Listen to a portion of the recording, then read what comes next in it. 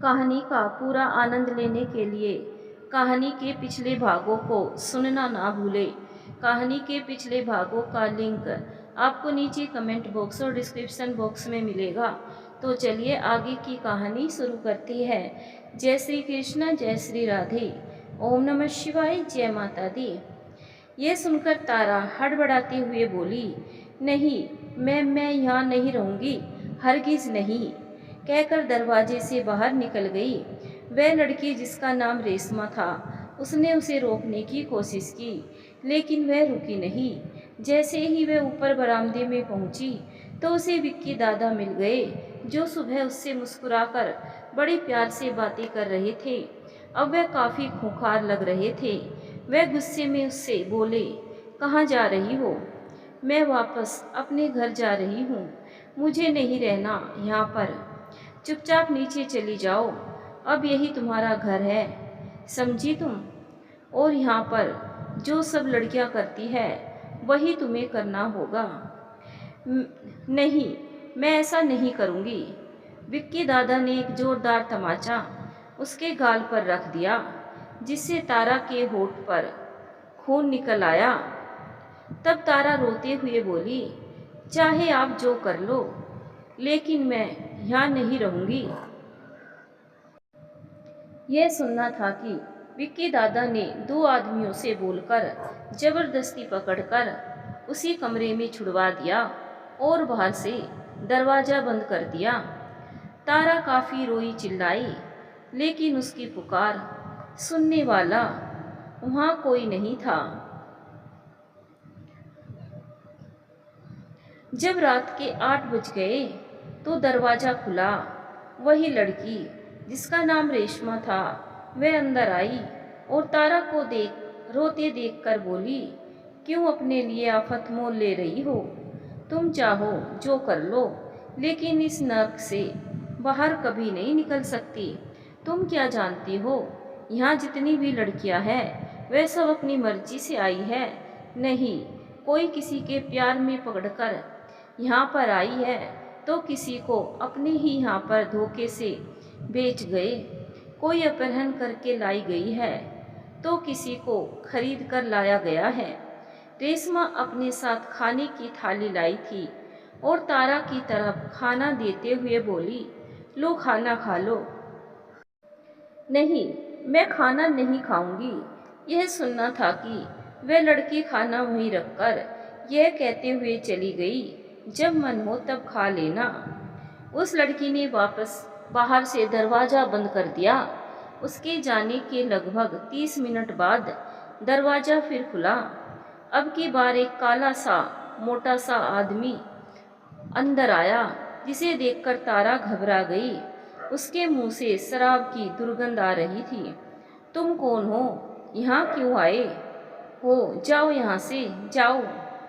तब वह आदमी शैतानी हंसी हंसते हुए बोला, अरे जाने मन, इतना गुस्सा अच्छा नहीं लगता। आपके चेहरे पर मैं तुम्हारा आज रात का पति हूँ।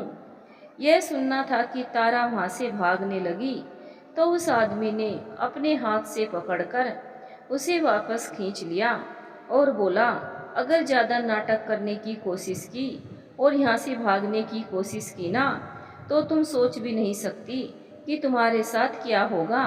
पूरे 10,000 रुपये दिए हैं आज रात के मैंने तुम्हारे लिए। तारा की आंखों से आंसू निकलने लगे। वह वहाँ से भाग जाना चाहती थी, लेकिन कैसे, उसे कुछ समझ में नहीं आया। तभी अचानक उसे एक ध्यान आया और उसके पास में ही रखा हुआ एक मिट्टी का गमला उस आदमी के सर पर दे मारा। उस आदमी के सिर से खून निकलने लगा और वह चिल्लाने लगा। तारा दरवाज़ा खोलकर भागने लगी। तभी विक्की दादा वहाँ आ गए। उस आदमी की ऐसी हालत देखकर वह आग बबूला हो गए। उसने अपने आदमियों को इशारा किया। वे लोग उस आदमी को लेकर वहाँ से चले गए। वह आदमी गाली देता हुआ जा रहा था। तब विक्की दादा ने तारा के बाल पकड़े और उसे बालों से खींचता हुआ वापस कमरे में ले आया और अपने एक आदमी को आवाज़ लगाई। कुछ ही देर में वह आदमी एक आग में तपता हुआ लोहे का सरिया ले आया जिसे देखकर तारा काफी घबरा गई। विक्की दादा ने तारा को पकड़कर उसके दोनों पैरों में गरम सरिया लगा दिया। तारा चिल्लाई, लेकिन कोई भी उसकी आवाज़ सुनने वाला नहीं था, क्योंकि वहाँ जितनी भी लड़कियाँ थीं उन सब के साथ भी यही सब किया गया था। कुछ देर बाद विक्की दादा ने सरिया हटाया और वापस उसे आग में गरम कर फिर वापस उसके पैर में एक बार और लगा दिया। तारा को असहनीय पीड़ा हो रही थी। वह पागलों की तरह अपने आप को छोड़ने की मिन्नतें कर रही थी, जोर से चीख चिल्ला रही थी, कह रही थी, तुम जैसा बोलोगे मैं वैसा ही करूँगी, लेकिन मुझे छोड़ दो। तब विक्की दादा गुस्से में बोले, अब कहीं नहीं जाएगी साली, अकल ठिकाने आ गई, ज़्यादा नाटक करती है ना। यह कहकर उसने फिर तारा के बाल पकड़े और बोले अभी तो पैर के तलवों को जलाया है, अगर यहाँ से भागने की कोशिश की ना तो तुम्हारा यह पूरा चेहरा और पूरा शरीर आग में झोंक दूंगा, समझी तुम। कहकर उसने तारा को गुस्से में एक तरफ पटकते हुए चला गया। माया अपने जख्मों को देखकर रोती रही, उसे बहुत पीड़ा हो रही थी। तभी रेशमा आई। तारा की ऐसी हालत देखकर उसे भी बहुत दुख हो रहा था। मैंने तो कहा था तुमसे, लेकिन तुम समझी ही नहीं। यह कहकर रेशमा ने अलमारी में से एक ट्यूब निकाली और तारा के जख्मों पर लगाने लगी। इससे तुम्हें आराम मिलेगा, आज के बाद यहाँ से भागने की कोशिश मत करना, वरना यह विक्की दादा तुम्हें जान से मार देगा। मैंने भी तुम्हारी तरह पहले दिन यहाँ से भागने की कोशिश की तो मेरी भी इसी तरह हालत की। यह कहकर उसने अपने तलवों को दिखाया जो पूरी तरह से जले हुए थे। मेरा नाम गीता था, यहाँ आकर मेरा नाम रेशमा हो गया। अब मैंने यहाँ की ज़िंदगी को अपना लिया है, किसी से अब कोई शिकायत नहीं करती, शायद यही मेरे नसीब में था। यह कहते हुए उसकी आंखों से आंसू निकल आए। ट्यूब लगाने से तारा को थोड़ा तो आराम हुआ, लेकिन अब भी उसके जख्मों में बहुत तेज दर्द था। वह सारी रात सो नहीं पाई। उसके बाद तारा ने वहाँ से भागने का विचार त्याग दिया और उसी नर्क में घुट घुट कर जीने लगी। तारा से अब उसका नाम बदलकर सुंदरी हो गया। गीता ही अब उसकी उस नर्क में एकमात्र हमदर्द थी। दोनों अपना दुख दर्द एक दूसरे से साझा किया करती। अब तारा को रोज नए नए भेड़ियों के सामने परोसा जाता था। वहाँ ना उन्हें ठीक से खाना मिलता था, ना ठीक से रहना। कभी कभी तो वे 24 घंटे में से मुश्किल से 2 घंटे के लिए ही नींद ले पाती थी। नर्क से भी बदतर थी उनकी जिंदगी, लेकिन उसके पास अब कोई रास्ता नहीं था। शायद यही उसकी जिंदगी थी। अपनी आप बीती सुनाने के बाद तारा फूट फूट कर रोने लगी। वृंदा की आंखों में भी आंसू छलक आए थे। वह तारा का दर्द अच्छी तरह महसूस कर रही थी। उसने तारा को अपने गले लगाया और हिम्मत बंधाई। उसे भरोसा दिलाया कि वह उसके हर गुनहगारों को सजा जरूर दिलवाएगी। तारा के बताए अनुसार उसने अर्जुन के खिलाफ शिकायत दर्ज कर दी और तहकीकात शुरू कर दी। वृंदा तारा को लेकर अपने ससुराल अपने घर आ गई। सभी तारा के बारे में जानकर बहुत दुखी हुए और तारा से मिलकर सब लोगों को खुशी भी हुई। सब बड़े प्यार से उससे मिले। वृंदा ने यह खबर अपनी सौतेली माँ और पापा को बताई। वे लोग भी आ गए थे। कौशल्या ने भागकर अपनी बेटी को गले लगा लिया। वह अपनी बेटी का दर्द समझ रही थी। रमाकांत ने एक बार भी तारा की तरफ नहीं देखा। वह उसकी शक्ल भी नहीं देखना चाहते थे।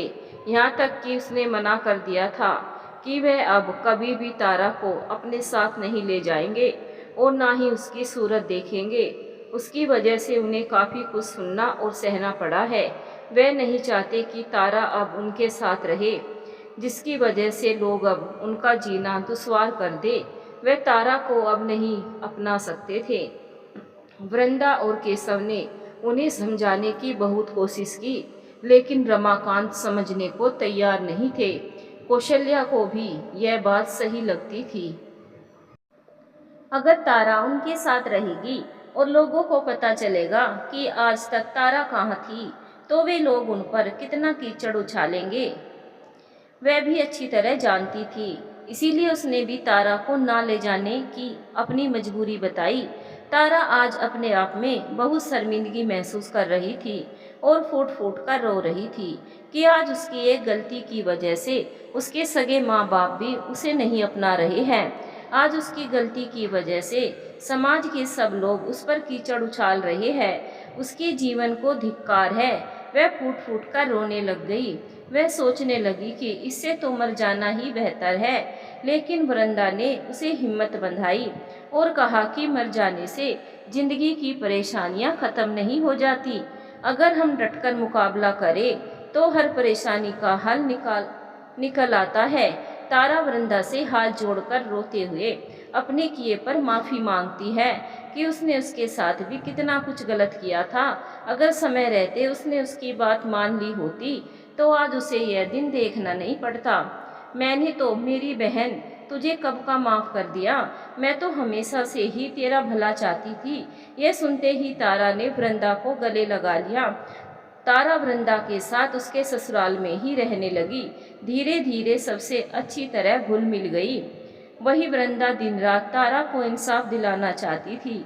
वृंदा ने अपने पुलिस विभाग के हेडक्वार्टर में रिपोर्ट भेजी और निवेदन किया कि सकरपुर बस्ती में जितनी भी लड़कियों से जबरदस्ती देह व्यापार करवाया जाता है उन्हें मुक्त कराया जाए। वृंदा की रिपोर्ट के अनुसार आगे से पुलिस कमिश्नर ने सकरपुर के सभी कोर्टों की बारीकी से तहकीकात करने का आदेश दिया। सकरपुर बस्ती की सभी लड़कियों को आज़ाद कराया गया। लेकिन कुछ लड़कियां तो इसलिए चाहते हुए भी अपने घर नहीं गई कि वे अपने घर वालों की बदनामी कराकर किसी आवारा लड़के के साथ घर से भाग आई थी। अब अपने घर वालों से कैसी नजरें मिलाएगी और अब उनके घर वालों को उनकी वजह से कितना कुछ सहना और सुनना पड़ेगा। इसीलिए उन्होंने कोठे पर ही रहना सही समझा। वहीं कुछ लड़कियों को तो अपने अपनों ने ही बेच दिया था। अब उनका कोठे के सिवाय और कोई ठिकाना नहीं था। कम से कम कोठे पर रहकर उन्हें अपनी रोजी रोटी तो मिल जाती है। अगर वे बाहर जाएगी तो फिर भी हवस के भेड़िया उनका पीछा नहीं छोड़ेंगे। उन्हें कहीं पर भी कोई नहीं अपना सकता। इसीलिए उन्होंने वहीं पर रहना सही समझा। तो कई लड़कियों कोठे के दलालों और मालिकों से डरती थी कि अगर वे इस कोठे को छोड़कर चली गई तो कोठे का मालिक बाद में उन्हें नहीं छोड़ेगा। वही कुछ लड़कियां जो अपने घर परिवार से जाकर मिली, उन्हें उनके परिवार वालों ने समाज की बदनामी के डर से नहीं अपनाया। मुश्किल से 1 या 2 लड़कियों को ही अपने घर वालों ने अपनाया था। वृंदा की इस कोशिश का कोई खास नतीजा निकलकर सामने नहीं आया। लेकिन वृंदा की तारा दीदी को इंसाफ दिलाने की कोशिश रंग लाई और अर्जुन को 10 साल की सजा सुनाई।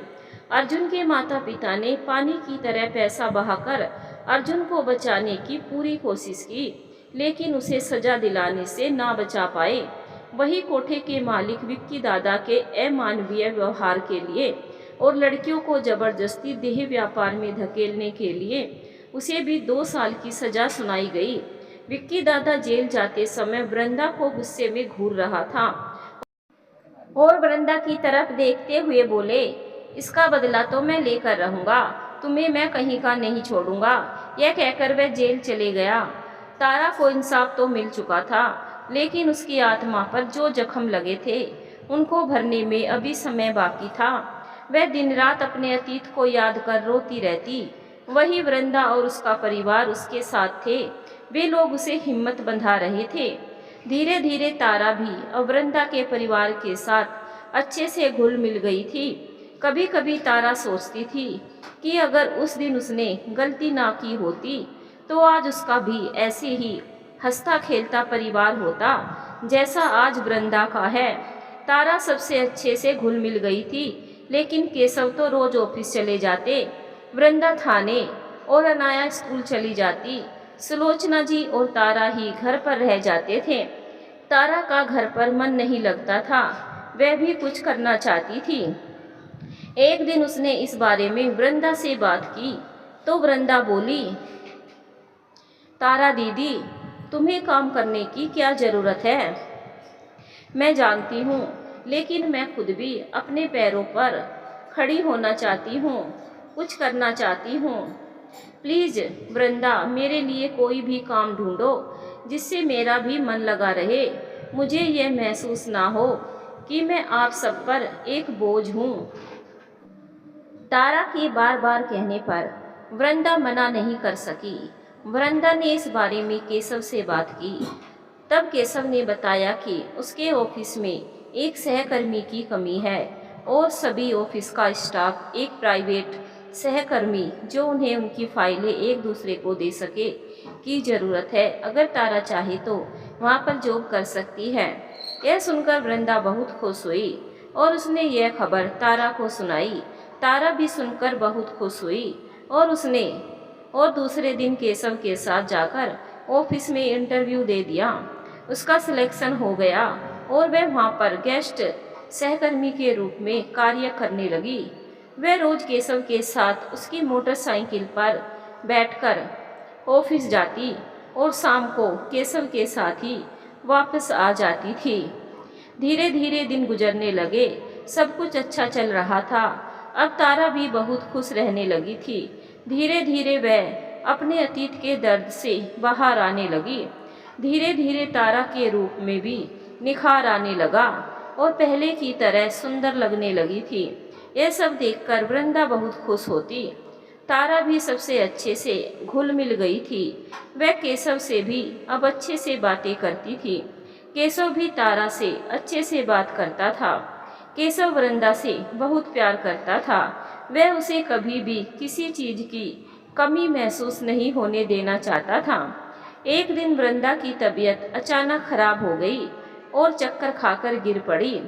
यह देखकर केशव बहुत घबरा गया और इसे डॉक्टर को दिखाया तो पता चला कि वृंदा माँ बनने वाली है। यह सुनकर सभी बहुत खुश हो गए। केशव तो वृंदा का पहले से भी ज़्यादा ख्याल रखने लगा। वह वृंदा को कुछ भी काम नहीं करने देना चाहता था। यहाँ तक कि उसने वृंदा से कहा कि वह थाने से छुट्टी ले ले, लेकिन वृंदा ने यह कहकर मना कर दिया कि अभी उसे ज़्यादा परेशानी नहीं है। अनाया अपने आने वाली भाई या बहन को लेकर बहुत खुश थी। वह अपनी दादी, पापा, मम्मी सबसे कहती कि जब उसका बहन या भाई आएगा तो उसके साथ बहुत खेलेगी। वह उसके लिए बहुत सारे खिलौना इकट्ठा करती। यह देखकर सभी बहुत खुश होते। केशव के मना करने पर वृंदा थाने तो चली जाती, लेकिन घर पर केशव उसे कोई काम नहीं करने देता। यहाँ तक कि उसे खाना भी अपने हाथों से खिलाता, उसे दवा भी अपने हाथों से देता था। अब तारा वृंदा और केशव का प्यार देखकर मन ही मन में दुखी होने लगी। वह सोचने लगी कि केशव वृंदा से कितना प्यार करता है, उसे भी किसी चीज की कमी महसूस नहीं होने देता। यह देखकर और केशव के साथ ऑफिस आने जाने से केशव के सबके साथ अच्छे व्यवहार, उसके बोलने चलने रहने, उसके आकर्षक व्यक्तित्व को देखकर तारा का आकर्षण भी केशव की तरफ बढ़ने लगा था। वह मन ही मन केशव को चाहने लगी थी। अब वह ज़्यादा से ज़्यादा केशव के करीब रहना चाहती थी, उससे बातें करना चाहती थी। लेकिन केशव के मन में ऐसा किसी भी तरह का हाव भाव तारा के प्रति नहीं था। वह तारा को ऐसी नज़र से बिल्कुल नहीं देखता था। वह तो अपनी पत्नी वृंदा से जी जान से प्यार करता था। तारा को मन में वृंदा से जलन होने लगी। वह यह भूल गई थी कि कैसे वृंदा ने उसे नर्क से निकालकर नई जिंदगी दी है। तारा अब वृंदा से जलने लगी थी। वह सोचती, जहाँ वृंदा देखने में साधारण रंग रूप की है, वही केशव देखने में किसी हीरो से कम नहीं है। चाहे केशव की उम्र 37-38 के आसपास हो, लेकिन वह देखने में बिल्कुल 27-28 साल का नौजवान लगता था। तारा हमेशा केशव के करीब जाने का रास्ता तलाश करती रहती थी, यहाँ तक कि वह कभी कभी बातों ही बातों में वृंदा की बुराई केशव और सुलोचना जी अनाया सबसे इस तरह से करती थी, किसी को यह भी न लगे कि वह जानबूझकर वृंदा की बुराई कर रही है। वह चाहती थी कि किसी भी तरह केशव वृंदा से दूर हो जाए। वह मन ही मन में यह सोचती थी कि केशव की जोड़ी तो उसके साथ है। वह अब पहले से ज्यादा सज संवर कर रहने लगी और केशव को रिझाने की पूरी कोशिश करती, लेकिन केशव उसकी तरफ बिल्कुल भी ध्यान नहीं देता था। वह तो हमेशा वृंदा के बारे में सोचा करता, उसका ही ध्यान रखा करता था। ऑफिस आते जाते समय तारा केशव से पहले से ज्यादा इधर उधर की बातें करने लगी थी। दिन रात तारा इस कोशिश में लगी रहती कि केशव और वृंदा के बीच कैसे दूरी पैदा की जाए। यहाँ तक कि कभी केशव की बुराई वृंदा से करती तो वृंदा की केशव से। तारा के द्वारा केशव और वृंदा के बीच गलतफहमी पैदा करने की वजह से कभी कभी वृंदा और केशव के बीच किसी बात को लेकर झगड़ा हो जाता। यह देखकर तारा मन ही मन बहुत खुश होती। अब वृंदा का चौथा महीना चल रहा था, लेकिन अब तारा ने इन दोनों के बीच इस तरह गलतफहमी पैदा कर दी थी कि अब अक्सर केशव और वृंदा के बीच झगड़ा होने लगे। अक्सर केशव अब किसी न किसी बात पर वृंदा से झगड़ा करता था। उसे इस तरह झगड़ते देखकर सुलोचना जी बहुत दुखी होती। रोज दोनों के झगड़े होते, लेकिन वृंदा अपनी गलती ना होने पर भी केशव से माफी मांग लेती। अब वृंदा को भी महसूस होने लगा था कि तारा केशव और उसके बीच दूरी पैदा करना चाहती है। तारा केशव को हथियाना चाहती थी। यह देखकर वृंदा अंदर ही अंदर घुटने लगी। वह सोचने लगी कि कहीं जो कुछ भी उसकी माँ के साथ हुआ है वह उसके साथ ना हो जाए। जैसे तारा की माँ कौशल्या ने उसके पिता को उसकी माँ से हमेशा के लिए दूर कर दिया था, वैसे ही कहीं तारा केशव को उससे ना छीन ले। लेकिन वह अब तारा को उस घर से निकाले तो कैसे, क्योंकि तारा आखिर जाएगी भी तो कहाँ। उसके पापा ने तो उसे अपनाने से ही मना कर दिया और इस तरह उसे बेसहारा छोड़ना वृंदा को ठीक नहीं लगता था। फिर वृंदा सोचती कि वृंदा चाहे जो कर ले, लेकिन उसका केशव ऐसा नहीं है। कई बार वृंदा ने तारा को समझाने की कोशिश की, लेकिन तारा जरा सा कुछ सुनती और रोने बैठ जाती और कहती कि मेरा तुम्हारे सिवा है ही कौन। अरे मैं जरा सा केशव से हंसकर क्या बोली, तू तो मुझ पर ही शक करने लग गई। यह सुनकर वृंदा को दुख होता कि वह बेवजह तारा पर शक कर रही है। वृंदा ने केशव को समझाने की कोशिश की, लेकिन केशव तो उल्टा उस पर ही बरस पड़ा और बोला, तुम कैसी बातें कर रही हो? तुम्हें पता भी है कि जो लड़की इतने दुख दर्द सहन कर आई है, तुम उसके बारे में ही ऐसा बोल रही हो। हम सिर्फ अच्छे दोस्त की तरह है और कुछ नहीं समझी। तो और तुम चाहती हो कि मैं तारा से बात ना करूं? तो देखो वृंदा, मेरे मन में ऐसा कुछ नहीं है। और हाँ, मैं नहीं चाहता कि तारा को किसी भी तरह का परायापन महसूस हो। और तारा चाहे उसने तुम्हारे साथ पहले कैसा भी गलत व्यवहार किया हो, लेकिन वह अब तुमसे सच में बहुत प्यार करती है। और वृंदा, यह तुम्हें क्या हो गया है? तुम ही तो उसे उस नर्क से मुक्त कराकर इस घर में लाई थी, और तुम ये अच्छी तरह जानती हो कि अब तारा के पास यहाँ रहने के सिवाय और कोई ठिकाना नहीं है। खुद तुम्हारे पापा ने उसे अपनाने से मना कर दिया है।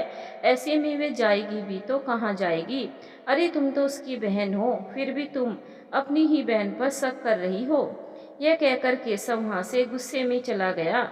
वृंदा की समझ में नहीं आ रहा था कि वह केशव को समझाए तो कैसे समझाए। अब उसने केशव से कहना ही छोड़ दिया और घुट घुट कर जीने लगी। धीरे धीरे उसका तनाव बढ़ने लगा। वही तारा यह सब कुछ देखकर खुश थी। उसका तो सिर्फ एक ही मकसद था, केशव को पाना।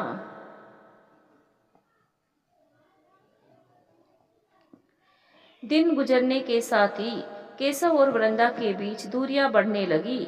सुलोचना जी सब कुछ देखकर बहुत दुखी थी। उसने केशव को समझाने की कोशिश की, लेकिन केशव ने यह कहकर अपनी माँ से बात पूरी कर दी, माँ वृंदा तो बेवजह परेशान होती है, ऐसा कुछ नहीं है। सुलोचना जी वृंदा से बहुत प्यार करती थी। उसने वृंदा को हिम्मत बंधाई। एक दिन सुलोचना जी ने तारा से इस बारे में बात की तो तारा रोने का झूठा नाटक करते हुए कहने लगी, माँ जी अगर आप सब मुझे यहाँ बोझ समझते हो तो साफ साफ कह दो, मैं कहीं भी चली जाऊंगी, लेकिन इस तरह मुझ पर लांछन मत लगाओ। तारा ने यह बात नमक मिर्च लगाकर केशव को बताई और साथ में यह भी बता दिया कि वृंदा ने ही माँ जी के कान भरे हैं। यह सुनकर केशव को बहुत गुस्सा आया और उसने वृंदा को काफी डांटा कि वृंदा तुम्हें हो क्या गया है, तुम क्यों बेवजह तारा के पीछे पड़ी हो, क्या तुमने माँ जी से उसके बारे में उल्टा सीधा कहा है। वृंदा ने अब अपनी सास से भी मना कर दिया कि वह केशव या तारा से कुछ न बोले, क्योंकि वृंदा के पास अब कोई रास्ता नहीं था। अब वृंदा का 7वां महीना चल रहा था। इन्हीं तनाव के बीच एक दिन किसी बात को लेकर केशव वृंदा पर बरस पड़ा।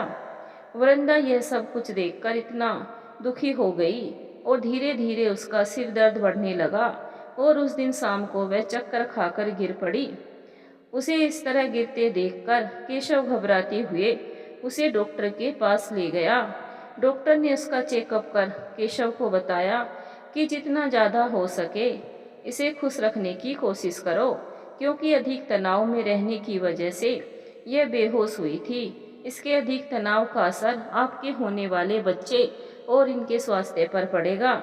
इसीलिए आगे से ध्यान रखना कि इन्हें किसी भी तरह की कोई परेशानी ना हो, वरना कुछ भी हो सकता है। यह सुनकर केशव घबरा गया। उसे अपने आप पर ही गुस्सा आ रहा था कि क्यों उसने वृंदा को डांटा, क्यों वह बात बात पर उसे डांट देता है। माना कि वृंदा की गलती होती है, लेकिन फिर भी वह उसे प्यार से तो समझा सकता है ना। केशव वृंदा को लेकर घर आ गया। अब वह वृंदा से बिल्कुल अच्छे से बातें कर रहा था, लेकिन वृंदा तो कुछ और ही सोच में डूबी हुई थी। यह सब कुछ देखकर तारा सोचने लगी कि उसने केशव और वृंदा के बीच दूरी पैदा की है। वह वापस नजदीकियां में बदल जाए।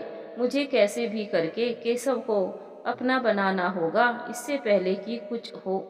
तारा केशव के प्यार में पूरी तरह पागल हो चुकी थी। अब उसे कुछ भी गलत या सही नजर नहीं आ रहा था। केशव ने तारा को दवा देकर रात के लगभग 9 बजे सुला दिया और खुद भी सो गया। रात के लगभग 12 बजे केशव के मोबाइल की घंटी बजी। मोबाइल की घंटी बजने से वृंदा की नींद खुल गई।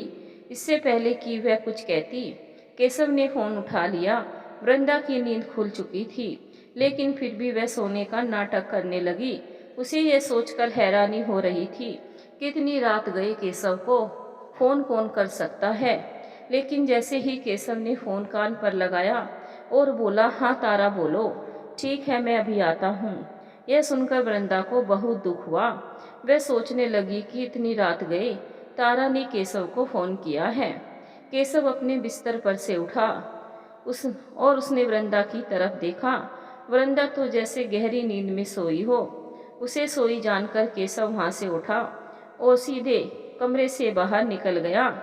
यह देखकर वृंदा की आंखों से आंसू बरस पड़े और वह सोचने लगी कि इसका मतलब उसकी पीठ पीछे केशव और तारा के बीच कुछ चल रहा है। सच्चाई क्या है इसका पता तो आज लगा कर रहेगी। यह सोचकर वह जल्दी से उठी और दबे कदमों से केशव के पीछे चल दी।